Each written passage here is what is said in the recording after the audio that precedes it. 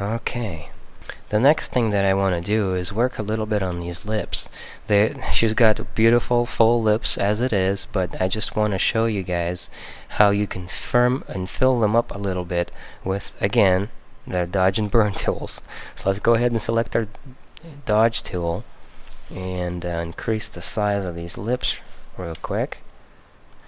And basically what we're seeing is the reflections. This reflection is from the light, and since the lip is pointing downward a little bit, you're getting quite a bit of shadow, making these lips look a bit flat, at least the top one. The bottom one looks pretty good.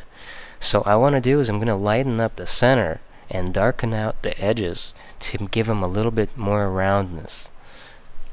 Just like we did in the very beginning with that sphere and circle tutorial. Okay, we're at 6 for opacity, so let's go ahead and start lightening this area. And I like to vary the size as I'm doing this to give it a bit more controlled effect.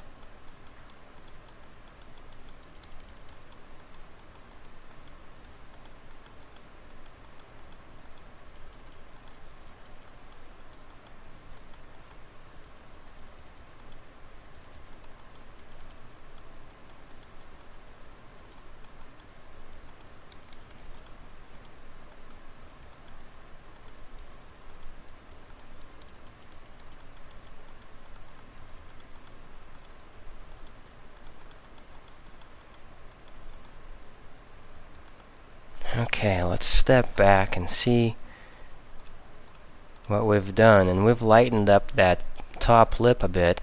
So let's move over to the burn and give it a bit more roundness. And I'm going to burn the bottom here and make it darker. So make it look like it's receding away from us into the background. And the top as well.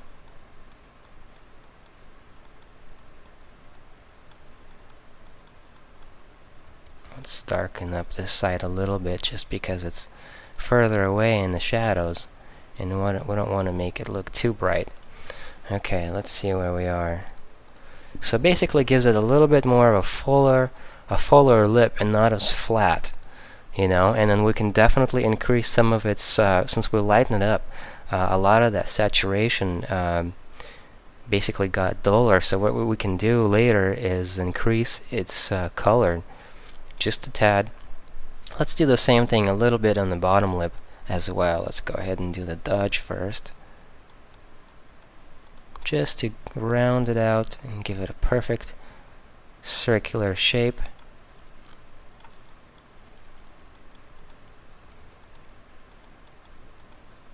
Something like that, and then switch over to a burn tool and darken out the bottom a little bit, give it a little bit more roundness. Same type of deal with the top.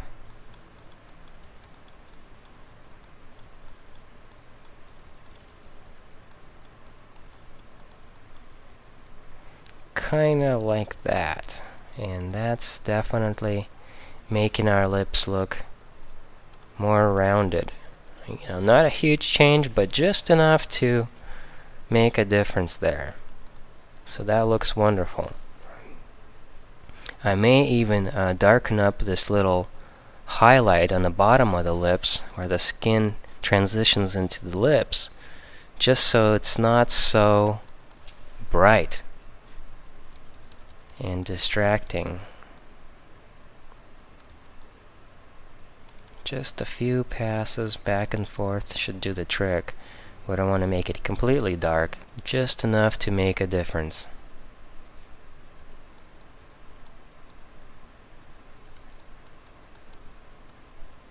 Alright, let's see how that looks from further away. Let's look back at our original and retouch. There's just a little bit more left right here, and I just need to touch on. Sometimes looking from further away makes a big difference. Like right now I'm seeing a little bit of a lighter area right there, and I want to blend that in a bit, oops, with the lip.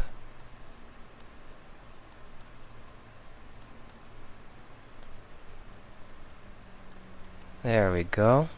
Just a tiny bit more. And we should have it. If you do overdo it a little bit, you can always step back or switch over to your dodge tool and work away. But that's it's an impressive difference. Just like that, I may end up later on adding a little bit more highlights, and so that will create more of a glossy surface. I may actually just do that. Go ahead and do that now while we're working on these lips. Just right there on the edge is what we want. We may actually even switch the range into highlights, so that way it more accurately affects the highlights for us. There we go. Maybe a little bit over here. Make it a little glossier up on top here as well. Just shine is good, at least in this image. Alright. Work those lips a bit.